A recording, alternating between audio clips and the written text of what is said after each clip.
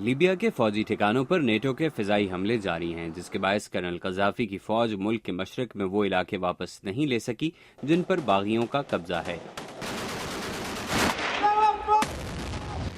مگر ملک کے مغربی شہر مصراتہ میں باغیوں کو قذافی کے حمایت یافتہ دستوں کی طرف سے شدید حملوں کا سامنا ہے، اور صرف فضائی مدد باغیوں کے لیے کافی نہیں۔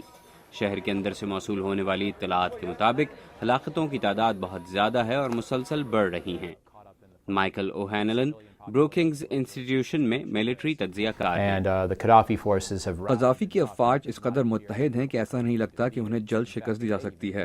در حقیقت یہ بھی ہو سکتا ہے کہ وہ جیت رہے ہوں، مگر مجھے لگتا ہے کہ اگر ہم نے یہ صورتحال جلد بدلنے کی کوشش نہ کی تو یہ معاملہ طول پکڑ سکتا ہے۔ لیبیائی نژاد امریکیوں کی ایک تنظیم کے ارکان حال ہی میں واشنگٹن میں اکٹھے ہوئے تاکہ باغیوں کی مدد کے راستے تلاش کیے جا سکیں۔ ابراہیم جبرائیل نارتھ امریکن لیبین کانفرنس کے چیئرمین ہیں۔ ہمیں امریکی یا فرانسیسی یا برطانوی یا کوئی بھی فوج نہیں چاہیے۔ ضرورت اس بات کی ہے کہ جو لڑ رہے ہیں انہیں اسلحہ دیا جائے تاکہ وہ لڑائی جاری رکھ سکیں۔ مائیکل اوہینلن اس سے متفق ہیں۔ وہ کہتے ہیں کہ ایسی کوئی وجہ نہیں کہ لیبیا کے باغیوں کو ایسا اسلحہ نہ دیا جائے جس کی انہیں قذافی افواج کو ہرانے کے لیے ضرورت ہے۔ دفاعی ہتھیار جیسے ٹینکوں کو تباہ کرنے والے ہتھیار میرے خیال میں ان کی سخت ضرورت ہے، اور مجھے کوئی وجہ نظر نہیں آتی کہ ایسا نہیں کیا جا سکتا۔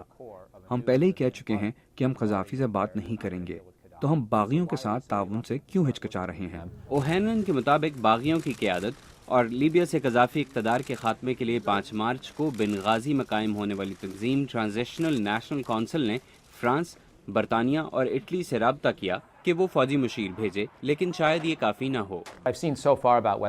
میرا ابھی تک مغربی مشیروں کے بارے میں جو مشاہدہ ہے اس کے مطابق مجھے نہیں لگتا کہ اس سے کوئی خاص فائدہ ہوگا، کیونکہ ان کی تعداد بہت کم ہے اور ان کا میدان جنگ میں براہ راست کوئی کردار نہیں، اور وہ ہتھیار نہیں دیں گے۔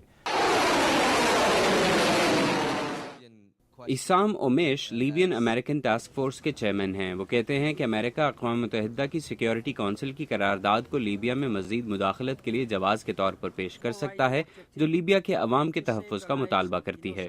We need to do everything we can, both in lethal and non-lethal assistance, both in logistics. ہمیں وہ سب کرنے کی ضرورت ہے جو ہم کر سکتے ہیں، چاہے وہ ہتھیاروں کی فراہمی ہو یا باغیوں کی ٹریننگ، اور ان دستوں کے لیے جنگی حکمت عملی تیار کرنا جو قذافی حکومت کو ختم کرنے کے لیے جنگ لڑ رہے ہیں۔